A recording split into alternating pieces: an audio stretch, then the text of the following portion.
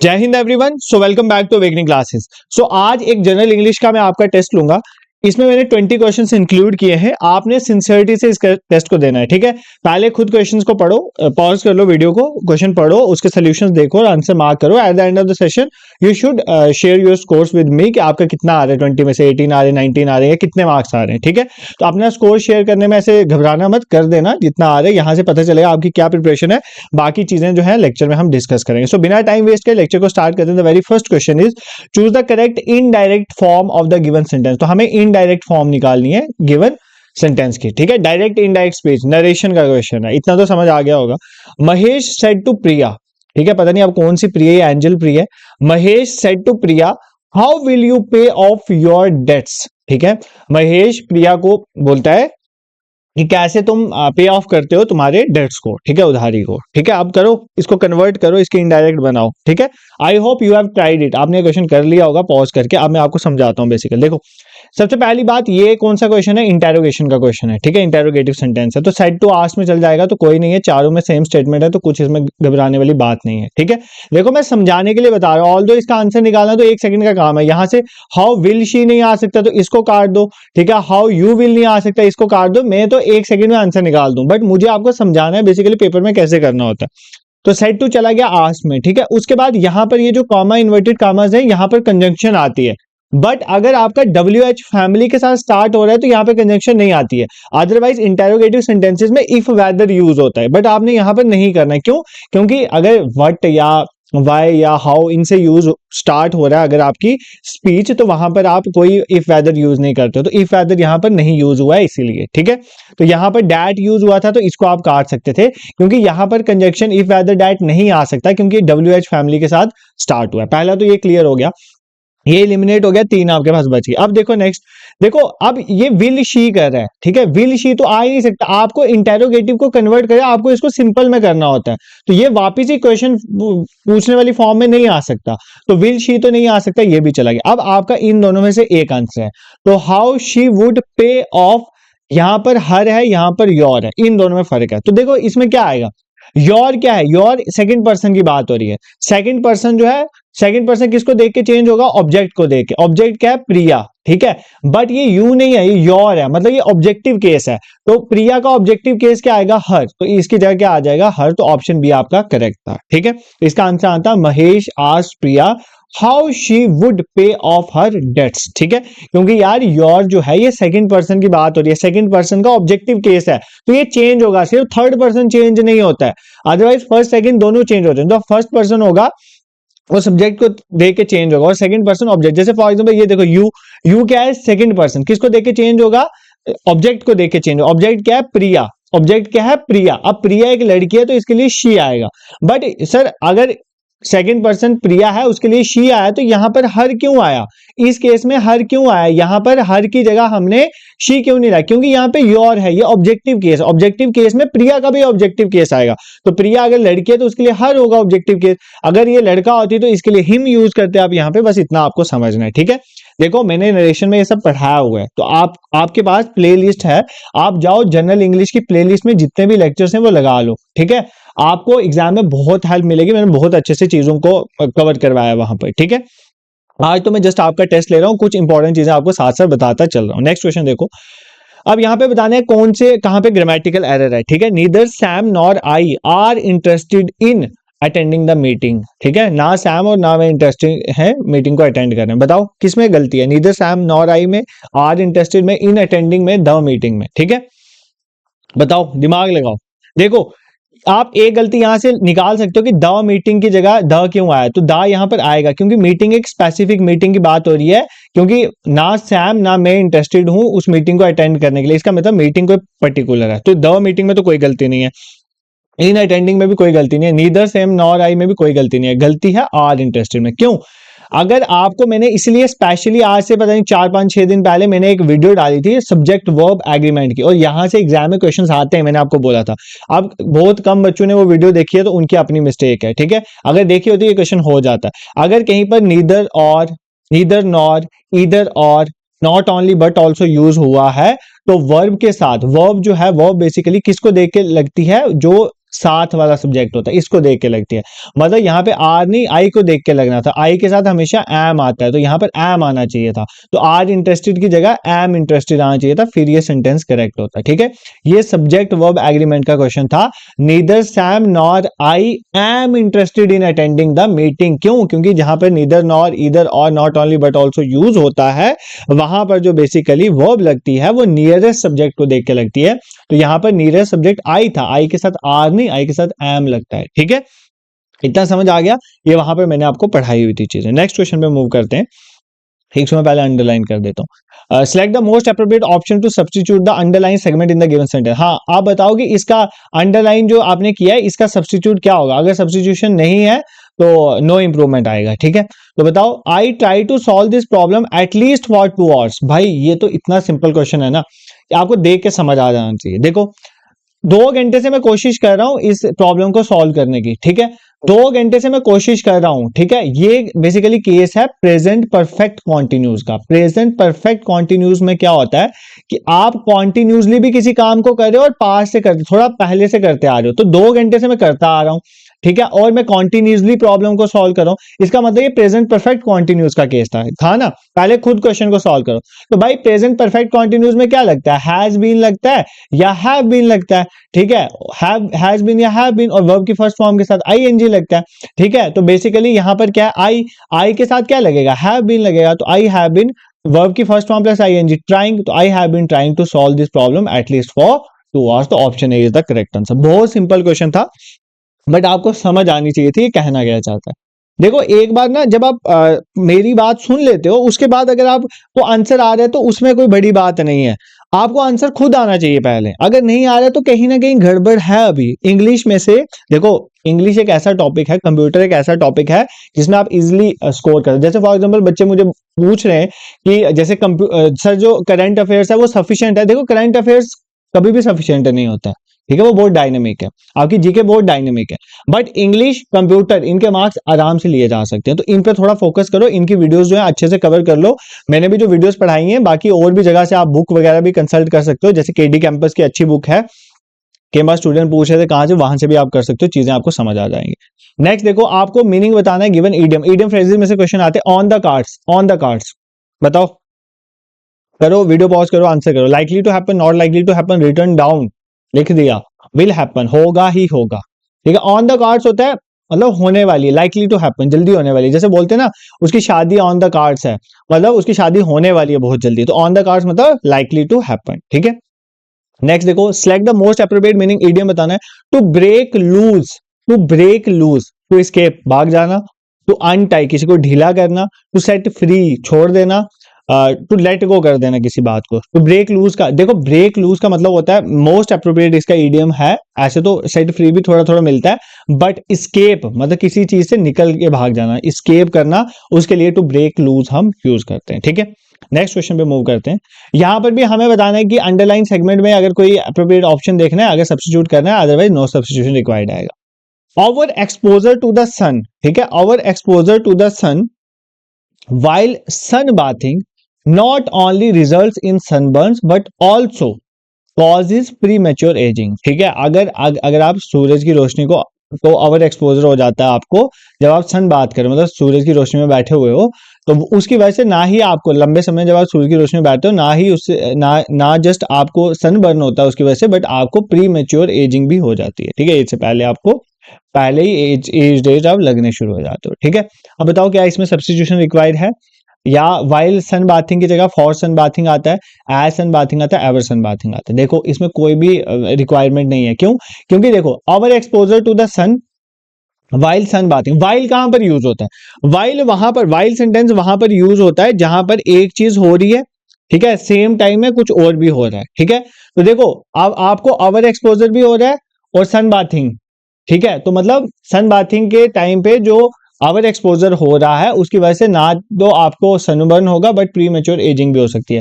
तो while sun bathing यहाँ पर करेक्ट है, इसमें कोई गड़बड़ वाली बात नहीं है, तो इसमें कोई भी सब्स्टिट्यूशन रिक्वायर्ड नहीं है। ठीक है, वाइल सन बाथिंग का मतलब होता है कि अगर आप लॉन्ग टाइम के लिए अगर आप सूरज की रोशनी में बैठे रहेंगे, ठीक है, और उसकी वजह से प्री मेच्योर एजिंग वगैरह हो सकती है। नेक्स्ट देखो, which of the following option is closest in meaning to the sentence below, बताओ इससे क्लोजली क्या होगा। ये ना थोड़ा ऐसे मतलब दिमाग लगाने वाला क्वेश्चन है। देखो, she enjoyed her self immensely eight the party, ऐसे क्वेश्चन आते हैं रिफ्लेक्सिव के। इंजॉयड हर सेल्फ, ठीक है, वी के साथ और सेल्फ आता है या और सेल्फ आता है, क्या आता है, ठीक है, रिफ्लेक्सिव प्रोनाउंस के क्वेश्चन आते हैं। प्रोनाउन वाली वीडियो में मैंने आई थिंक बताया। अब देखो क्या बोल रहा है, she enjoyed her self immensely eight the party, उसने मतलब अच्छे खासी एक्साइटमेंट के साथ, बहुत खुशी के साथ अपने आप को एंजॉय किया, अपने साथ एंजॉय किया, कहां पर, पार्टी में। तो she had a terrible time at the party, या she had a horrible time at the party, she had a terrific time at the party, she had a terrifying time at the party, ठीक है। इनमें से देखो सारे देखने में तो खतरनाक ही लग रहे हैं, बट इसमें जो टेरिफिक वर्ड होता है ना, टेरिफिक, टेरिफिक का मतलब होता है बेसिकली, टेरिफिक का मतलब होता है नाइस, अच्छा समय, ठीक है। तो उसका एक अच्छा टाइम था पार्टी में, तो she had a terrific time at the party, basically ये आएगा। तो ऑप्शन जो है इसका सी करेक्ट है।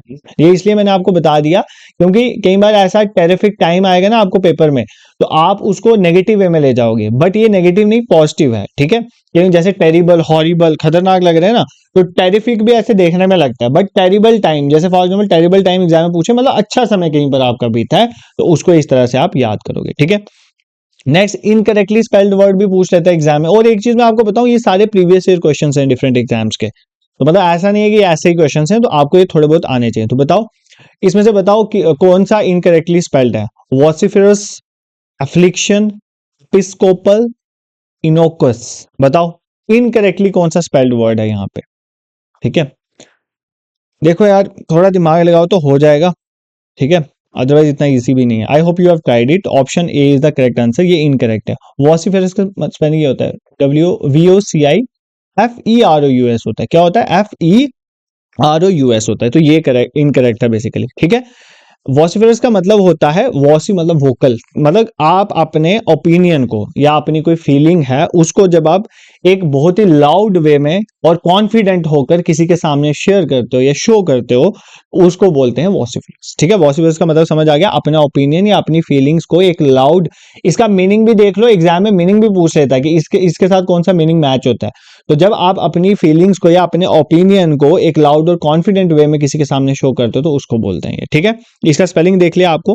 देखो एफ्लिक्शन ना, ये भी पूछा जाता है एग्जाम में इसका मीनिंग, और इनोकस भी पूछा जाता है, तो ये दोनों बता देते। देखो एफ्लिक्शन का मतलब होता है, एफ्लिक्शन का मतलब होता है एक लंबा पेन, एक लंबे देर तक पेन या डिस्ट्रेस वाली सिचुएशन में रहना, उसको बोलते हैं, ठीक है। एक मतलब condition of persistent pain, persistent मतलब लंबे समय तक जब आपको पेन में रहते हो, दर्द वाली सिचुएशन, उसको बोलते हैं, ठीक है। इनोकस का मतलब होता है कि जो किसी को हार्म नहीं करना चाहता, ठीक है। मतलब फॉर एग्जांपल एक ऐसा पर्सन जो ना किसी को अपसेट, कुछ होते हैं ना अच्छे लोग जो ना किसी दूसरे बंदे को अपसेट करना चाहते हैं, ना उनके दिमाग ऐसे चलता है कि मैं किसी के साथ गलत ना कर दूं, हार्म ना कर दूं, ये सब उनके लिए इनोकस वर्ड यूज होता है, ठीक है। मतलब बोल सकते हैं सीधा साधा, ठीक है, सीधा साधा काइंड ऑफ, ठीक है। This is clear. I hope आपको ये क्वेश्चन समझ आया होगा। नेक्स्ट क्वेश्चन देखो, question number 9, select the appropriate phrasal verb from the given options to fill the blank space and complete the sentence. बताओ फ्रेजल वर्ब बताना है। 10 candidates dash for the interview, 10 candidate interview के लिए मतलब सामने आए, समझ लो ऐसे सामने आए, ठीक है। तो बताओ इसका क्या आएगा।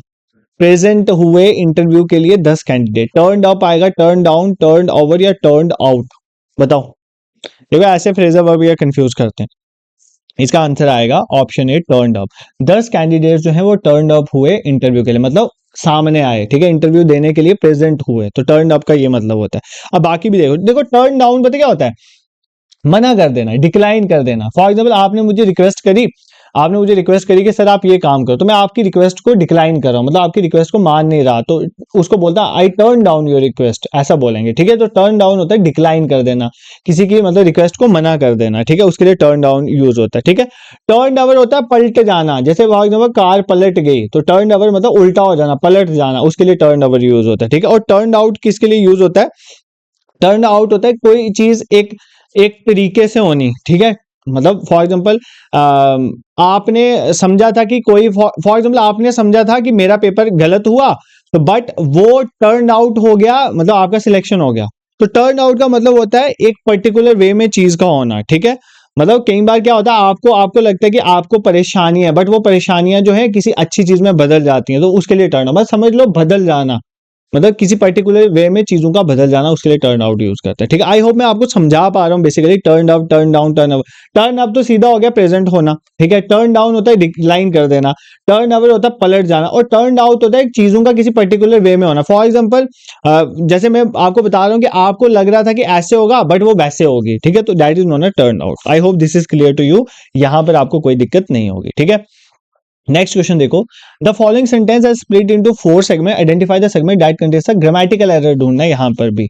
Had you not reached in time we will have lost our lives. ठीक है, अगर तुम समय पर नहीं पहुंचते तो हमारी जान गई थी। ठीक है, इसके बारे में बताना है। अब देखो, बताओ क्या है इसमें गलती कहां पर। हैड यू में, लॉस्ट और लाइव्स में, नॉट रीच्ड इन टाइम या वी विल हैव, इसमें गलती है। बताओ बताओ बताओ बताओ। पहली बात तो ये कंडीशन वाला केस है। ठीक है, कंडीशन क्या है कि अगर तुम टाइम पर नहीं पहुंचते, इसका मतलब आप टाइम पर पहुंच चुके हो। ठीक है, इसका मतलब ध्यान से सुनो, had you not reached in time basically क्या है कि देखो, एक चीज जो है उसकी वजह से अगर अगर फॉर एग्जांपल आप ये देखो, अगर आप समय पर नहीं पहुंचते तो हमारी जान चली जाती, इसका मतलब समय पर पहुंच गए हो, इसका मतलब आप जब पहुंचे वो पास्ट में हो चुकी है चीज, तो ये तो करेक्ट है। Had you not reached in time. अब we will have lost our life नहीं आएगा, we would have lost our life, तो हम अपनी जो लाइफ है वो खो चुके होते। क्यों, ध्यान, वुड क्यों आया इसका रीजन बताता हूं। वी विल हैव पता क्या रिप्रेजेंट कर रहा है, फ्यूचर में, हम फ्यूचर में अपनी जान खो देते। भाई एक इंसिडेंट आपका पास्ट में हो चुका है, तो दूसरा इंसिडेंट फ्यूचर में कैसे होगा, दूसरा इंसिडेंट तो प्रेजेंट में होगा, तो विल हैव तो आ ही नहीं सकता। ये सिंपल जो बेसिकली केस है ये फ्यूचर को रिप्रेजेंट कर रहा है, तो वुड आएगा। Had you not reached in time, अगर तुम समय पर नहीं पहुंचते, we would have lost our life, तो हम अपनी लाइफ को खो चुके होते। ठीक है, और ऐसे भी अगर एक मैं रूल आपको बता देता हूं, ये रूल याद कर लो। अगर कभी भी अगर कोई कंडीशन वाला केस है उसमें पास्ट परफेक्ट है, क्या है, पास्ट परफेक्ट, तो ये देखो पास्ट परफेक्ट लगा हुआ है ना, हैड पास्ट परफेक्ट के लिए। ठीक है, अगर कहीं पर फ्यूचर कंडीशन वाला केस है और पास्ट परफेक्ट वाला केस है, तो वहां पर हम मॉडल एक्सिलरी वर्ब जो यूज करते हैं वो वुड यूज करते हैं, शुड यूज कर देंगे, कुड यूज कर देंगे, बट विल शैल नहीं आएगा, कुड यूज कर देंगे। ठीक है, और उसके साथ हैव आएगा, उसके साथ क्या आएगा, हैव आएगा, तो वही बेसिकली यहां पर हुआ है। यहाँ पर वुड लगेगा और इसके साथ हैव आएगा, और प्लस पार्टिसिपल वाला केस है तो थर्ड फॉर्म लगेगी। ठीक है, तो had you not reached in time we would have lost our lives आएगा। ठीक है, तो गड़बड़ किसमें थी, गड़बड़ थी विल हैव में, तो ऑप्शन 4 इसका करेक्ट था। ठीक है, I hope this is clear to you, ये क्वेश्चन आपको समझ आएगा। ठीक है, so we have covered till now 10 question, तो 10 अभी पेंडिंग्स हैं। एक दो थोड़ा सा मतलब अपने माइंड को ब्रेक कर लो। देखो, आपके लिए लेक्चर्स बनाए जा रहे हैं। अब तो पहले मैंने 3-4 दिन पहले मैं आपके कमेंट्स देख रहा था, कमेंट सेक्शन में बच्चों ने कमेंट किया होता, सर आप रेगुलर क्लासेस नहीं ला रहे हो, 7-8 डेज के बाद क्लास आती है, दिस दैट। तो आप देखो, मैं अपनी तरफ से कोशिश कर रहा हूँ। आपका कल करंट अफेयर का लेक्चर है, परसों भी लेक्चर है, आज भी लेक्चर है। अगर आप लोग सिंसियरिटी से उन लेक्चर्स को नहीं देख रहे हो तो मेरा टाइम भी वेस्ट हो रहा है और जो बाकी मेहनत कर रहे हैं उनका भी वेस्ट हो, तो मैं वो नहीं चाहता। ठीक है, time is very precious for me also. So अगर आप चाहते हो कि सिंसियरिटी से लेक्चर आए तो लेक्चर्स को सिंसियरिटी से देखो, टाइमली देखो। अगर मैं बोल रहा हूँ 8 बजे लेक्चर, आपको मैं व्हाट्सएप में टेलीग्राम पे नोटिफाई कर देता हूँ, तो ऑन टाइम लेक्चर देखो, सिंसियरिटी से कमेंट सेक्शन में रिप्लाईज करो, जो जो क्वेश्चन पूछता हूँ या जो भी बोलता हूँ उसका रिप्लाई करो, और उसी बेसिस में 2 वे प्रोसेस है। देखो, this is a 2 way process. मैंने कभी भी आपको पेड कोर्सेज नहीं लिया, मैं यूट्यूब में ही पढ़ा रहा हूँ, बट अगर आप ऐसा करोगे तो फिर क्या बेनिफिट है। ठीक है, और मैं ऐसा भी नहीं है कि फ्री पढ़ा रहा हूं तो कुछ भी ऐसे पढ़ा रहा हूं, मतलब अपनी तरफ से अच्छा पढ़ाने की कोशिश कर रहा हूं। अब ये तो आपको पता होगा कैसा पढ़ा रहा हूं।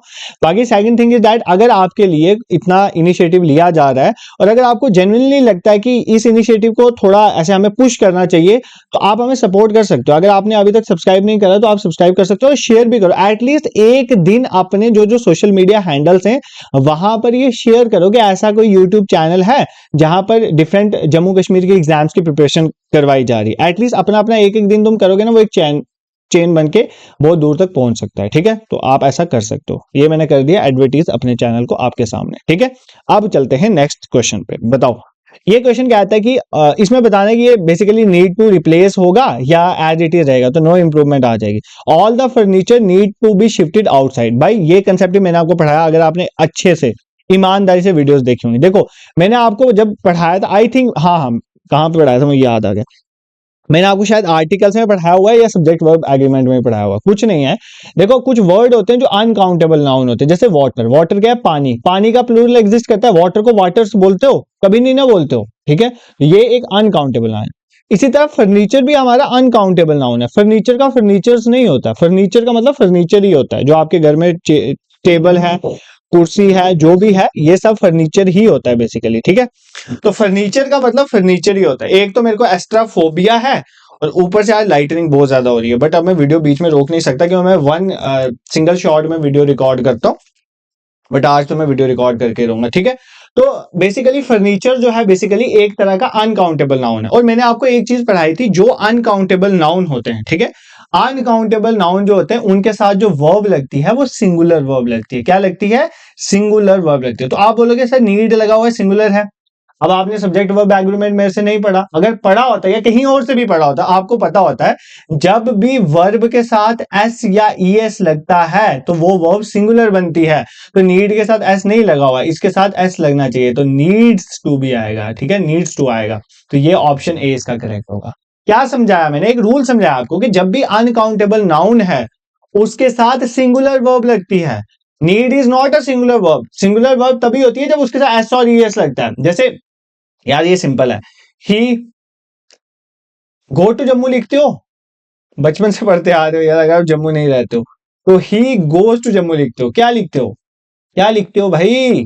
ही गोज टू जम्मू लिखते हो। क्यों लिखते हो सर? इसलिए लिखते हैं क्योंकि ही इज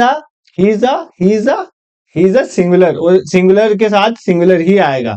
तो बेसिकली वो भी सिंगुलर आती है, तो इसके साथ ईएस लगा तभी ये सिंगुलर है, ठीक है। ही गो टू जम्मू नहीं आएगा। I hope this is clear to you, यहां पर आपको कोई प्रॉब्लम नहीं होगी, ठीक है। बेसिकली सिंगुलर जो है नाउन सिंगुलर वर्ब लेता है, ऐसा रूल होता है। बट यहाँ पर मैंने आपको बता दिया अगर नाउन अनकाउंटेबल है तो उसके साथ सिंगुलर वर्ब आएगी, तो यहाँ पे नीड्स आना चाहिए था। आई होप आपको कंसेप्ट समझ आ गया। नेक्स्ट देखो, आर्टिकल करना है यहाँ पे, learn dash new skill every 6 months to make out dash boredom of repetitive work, ठीक है। अब देखो द आएगा, कॉम्बिनेशन द आएगा, एंड द आएगा या ए आएगा, ठीक है। एंड द तो काट दो, यहाँ पे एंड न्यू यहाँ पे कोई वॉवल की साउंड नहीं निकल रही है, तो एंड तो आ ही नहीं सकता, ये तो मैंने उड़ा दिया, ठीक है। Learning a new skill every 6 month, learning the new skill every 6, हर 6 महीने में एक नई स्किल सीखो। भाई क्या बताया कौन सी वाली न्यू स्किल सीखनी है? नहीं बताया, तो स्पेसिफिक नहीं है, तो पहले द नहीं आ सकता, इसका मतलब पहले ए ही आएगा। तो ये इनमें से दो रह गए।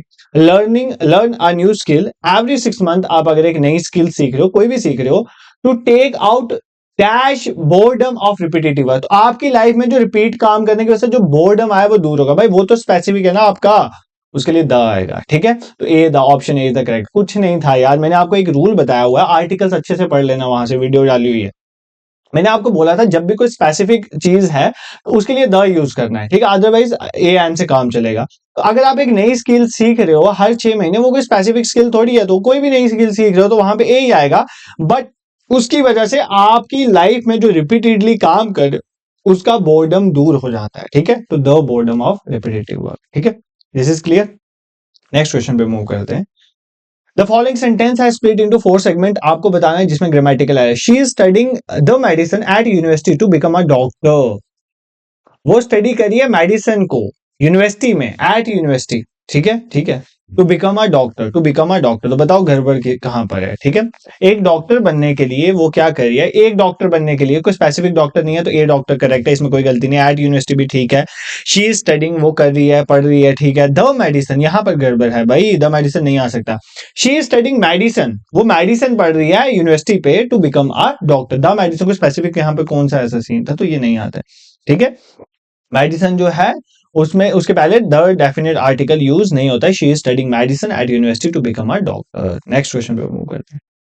कहता है कि यहां पर भी हमें बताना है कि कहां पर गड़बड़ है। We were grateful for a book they gave us, वाह, इसका ना 1 सेकंड में गड़बड़ दिखनी चाहिए आपको। We are grateful for a book they gave us, उन्होंने हमें एक बुक दी, उसके लिए हम ग्रेटफुल हैं। भाई उन्होंने मुझे पॉलिटी की लक्ष्मीकांत दी, उन्होंने मुझे रामायणा की बुक दी, उन्होंने हमें गीता दी, कुरान दिया, गुरु ग्रंथ साहिब दिया, कोई एक बुक दी है, वो एक स्पेसिफिक बुक दी है, तो वहां पर आ नहीं आएगा फॉर द बुक। अगर उन्होंने मुझे बुक दिया तो वो बुक स्पेसिफिक हो गई है, ठीक है। For example someone has gifted me Bhagavad Gita, तो अब वो स्पेसिफिक बुक है कि उन्होंने मुझे दिया है, तो we were grateful for the book they gave us, ठीक है। तो यहाँ पर द बुक आना था, तो इधर ए बुक किया हुआ है, तो यही गड़बड़ है, ठीक है। देखो यार, ये टेस्ट बेसिकली मैं इसलिए लेता हूँ, कहने में तो अगर आप अब कुछ बोलेंगे सर डायरेक्ट आंसर बता के निकला करो, तो बाकी चैनल पर सभी वही कर रहे हैं, क्वेश्चन आता है आंसर बताते निकल जाते हैं, तो फिर तो मैं आपको बोलूंगा आप देख सकते हो वहां पर। मेरा पढ़ाने का ये मकसद होता है कि आपको एक समझ आए। देखो हजारों के हिसाब से आपके पास यूट्यूब चैनल्स होंगे, आपके पास बुक्स हैं, आपके पास सब कुछ है, आप मेरे से ज्यादा इंटेलिजेंट हैं, ठीक है। और मेरा सिर्फ ये मकसद रहता है कि मैं आपको बताऊं कि पेपर में मिस्टेक्स कहां पर होते हैं। हमें समझ नहीं आता, हमें चीजों को, हमें क्वेश्चंस को करना कैसे है। हमने बहुत रूल्स पढ़ लिया, हमने सब कुछ पढ़ लिया, बट हमें इंप्लीमेंट करना नहीं है। तो मैं वो चीजें आपको थोड़ा बहुत इन क्वेश्चंस के थ्रू समझाने की कोशिश करता हूँ, और अगर आप बोलोगे तो मैं फ्यूचर में भी ऐसी वीडियोस लाऊंगा। और मेरी दिमाग में एक चल रहा है कि जैसे ये वीडियो है इसी तरह कंप्यूटर के भी 4-5 सेशन में ऐसे आपके लिए लाऊंगा, ठीक है। बाकी करंट अफेयर्स का तो चल ही रहा है, अब एक करंट अफेयर्स का और सेशन लाना, और आप जम्मू कश्मीर के करंट अफेयर्स के बोल रहे हो तो आई विल ट्राई, अगर मुझे टाइम मिलता है तो मैं करूंगा। नेक्स्ट देखो, Lakshmi is afraid dash lizard. तो लक्ष्मी जो है वो किससे डरती है? लिजर्ड से, ठीक है। अब ये तो आ गया आपका फिक्स प्रपोजिशन, अफ्रेड के साथ बाय आएगा, टू आएगा, ऑफ आएगा, फ्रॉम। तो मैंने आपको फिक्स प्रपोजिशन कुछ इंपॉर्टेंट बताई थी, बाकी आप किसी ना किसी बुक से देख के जाना। फिक्स प्रपोजिशन के एग्जाम में क्वेश्चन आते हैं, Lakshmi is afraid of lizard, क्या आएगा? ऑफ लिजर्ड, ठीक है। Unfortunately, we had to cancel it owing dash the bad weather। तो बैड वेदर होने की वजह से अनफॉर्चुनेटली हमें इसको कैंसिल करना पड़ा, ठीक है। तो क्या है? ओइंग टू ये भी एक फिक्स प्रपोजिशन का केस है, ठीक है। ये याद कर लो यार, कुछ फिक्स प्रपोजिशन है, ये एग्जाम में पूछता है, ठीक है। जैसे ओइंग टू हो गया, और भी बहुत सारी ये एग्जाम्स में आती हैं। तो अफ्रेड ऑफ हो गया, ठीक है। तो आप इनको याद, जैसे फॉर एग्जांपल आ गया इन डेंजर होता है, ठीक है। आउट ऑफ जेलसी, ठीक है, आउट ऑफ जेलसी, उसने ऐसा कर दिया आउट ऑफ जेलसी, तो आउट के साथ ऑफ ही आएगा, वहां पे इन ऑन द कुछ नहीं आएगा, आउट ऑफ जेलसी आएगा, ठीक है। इन डेंजर होता है, ऑन अ ट्रिप, ठीक है, we are on trip to Kashmir, on a trip, वहां पर दिमाग नहीं लगा देना, ये आर्टिकल ए नहीं आएगा, एन आएगा, द आएगा, ठीक है। On a trip fix preposition है, तो ऑन अ ट्रिप से याद कर लो, ठीक है। For a change, let's do this for a change, ठीक है, एक चेंज के लिए ऐसा करते हैं। तो ये कुछ फिक्स प्रपोजिशन याद कर लें। ऑइंग टू हो गया, ठीक है, ऑन अ ट्रिप हो गया, फॉर अ चेंज हो गया, आउट ऑफ जेलसी हो गया, इन डेंजर हो गया, तो कुछ और भी हम देखेंगे, ठीक है। तो इसका आंसर क्या है? ऑइंग टू, ठीक है। इसमें कुछ इतना बताने वाला नहीं है। देखो जैसे ऑन है वो कहां पर यूज होता है? जब कोई चीज सरफेस में लाई कर रही हो उसके लिए ऑन यूज करते हैं, या डेट्स के लिए यूज करते हैं, मैंने आपको बताया हुआ है। इन जो है जब किसी में अंदर जाने के लिए यूज किया जाता है, ठीक है। तो ये चीजें मैंने आपको बताई हुई है, ठीक है। तो प्रपोजिशन की वीडियो अगर आप देखोगे तो ये सब क्लियर हो जाएगा। आज तो मैं आपको जस्ट टेस्ट ले रहा हूं, तो इतना मैं टाइम वेस्ट नहीं करूंगा आपका। देखो eggs are sold dash the dozen, ठीक है, at the dozen, to the dozen, by the dozen, in the dozen. अब तो ये समझ नहीं आएगा आपको क्या है, बट ये भी फिक्स प्रपोजिशन है। Eggs are sold by the dozen, ठीक है, बाय द डजन आता है, ठीक है। नेक्स्ट देखो, अब आपने यहाँ पे मॉडल्स बताने हैं, ठीक है। आपके मॉडल्स एक्सिलरी वर्ब्स के क्वेश्चन आ गए। When the cat is away the mice dash play, ठीक है। जब कैट जो है दूर हो जाती है तो माइस जो है वो खेलता है, ठीक है। माइस जो है खेलेगा जब कैट दूर हो जाएगी, ठीक है। कैट प्रेजेंट में दूर होगी, माइस फ्यूचर में खेलेगा। इसका आंसर आप मुझे कमेंट सेक्शन में बताना है। एक क्वेश्चन में आपको होमवर्क दे रहा हूं, इसका आंसर आपने कमेंट सेक्शन में बताना है, ठीक है। एक क्वेश्चन तो दे ही सकता हूं ना। क्वेश्चन नंबर 19 देखो, यहां पर आपका क्वेश्चन क्या कहता है? The battery of your phone is dead. आपके फोन की बैटरी जो है वो डेड हो चुकी है। You dash use my phone, आप मेरा फोन यूज कर सकते हो, ठीक है। तो should use my phone, you will use my phone, you most use my phone, you can use my phone. तो कैन इसका करेक्ट आंसर हो जाएगा। देखो मैं मॉडल्स पे इतना इसलिए नहीं बताया क्योंकि मॉडल्स मैंने आपको अच्छे से पढ़ाए हुए हैं, ठीक है। कैन जो है आपकी किसी एबिलिटी को बताता है, कोई परमिशन की बात होता है, ये परमिशन है, you can use my phone, आप मेरा फोन यूज कर सकते हो, उसके लिए यूज किया जाता है। शुड जो है वो सजेशन वगैरह के लिए यूज किया जाता है, जब आपको सजेशन वगैरह लेने देने का काम होता है तो उसके लिए हम शुड यूज करते हैं। विल जो है वो फ्यूचर की बात के लिए यूज किया जाता है, या कहीं पर सर्टेनिटी है, कोई चीज श्योरली होनी है तो विल यूज करते हैं, ठीक है, उसके लिए यहाँ पर यूज किया जाता है। इसी तरह मोस्ट की जगह आप मस्ट याद कर लो। मस्ट जो है वो क्या होता है? मस्ट होता है मतलब फॉर एग्जांपल नेसेसिटी, जो चीज करनी करनी है, नेसेसिटी वाली सिचुएशन के लिए मस्ट यूज होता है। ऐसे मॉडल्स ऐसे 2-3 से नहीं बताए जा सकते, वो पढ़ाए हुए आप देख सकते हो, ठीक है। नेक्स्ट देखो, and the last question for today's session, dash we talk about something different now, ठीक है। क्या हम किसी अलग चीज के बारे में बात कर सकते हैं? जस्ट फॉर अ सजेशन, ठीक है। जैसे फॉर एग्जांपल आप किसी एक बारे में डिस्कस करके तंग हो चुके हो, अब आप बोलते हो ना shall we talk about something different now, ठीक है। तो शैल वी टॉक, क्या हम बात कर सकते हैं किसी डिफरेंट चीज के बारे में, ठीक है, तो उसके लिए यूज होता है। This is clear. I hope आपको कुछ चीजें समझ आई होंगी। तो आज हमने कुछ एस्पेक्ट्स जो हैं वो कवर करें, कुछ आर्टिकल्स के क्वेश्चन, प्रपोजिशन के, नरेशन के, एक्टिवाइज के, आई थिंक था एक आधा कि नहीं था। बाकी कुछ सब्जेक्ट वर्ब एग्रीगेंट के क्वेश्चन आ गए, प्रपोजिशन के क्वेश्चन आ गए, तो कुछ क्वेश्चन हमने इंग्लिश के कवर करे। ऐसे अगर आपको जेन्युइनली ऐसे 3-4 सेशन और चाहिए जहां पर आपका टेस्ट भी हो जाए, आप रिवाइज भी हो जाए चीजें, आप मुझे बता सकते हो, कमेंट सेक्शन में बता देना, मैं आपका टेस्ट ले लूंगा। बाकी अगर जितने बच्चे हैं जो मॉक टेस्ट देना चाहते हैं, जूनियर असिस्टेंट की प्रिपरेशन में आपको लग रहा है जरूरत है, तो आप सिंपली गूगल में सर्च करो awakeningclasses.in, हमारी वेबसाइट आएगी, वहां पर आपको जूनियर असिस्टेंट के सेक्शन और फुल लेंथ बिल्कुल एग्जाम ओरिएंटेड मॉक टेस्ट मिल जाएंगे। ठीक है, तो I hope this is clear to you. So this is it for today, और do not forget to subscribe if you genuinely feel कि आप हम अच्छा पढ़ा रहे हैं। This is it for today. Thank you so much for watching.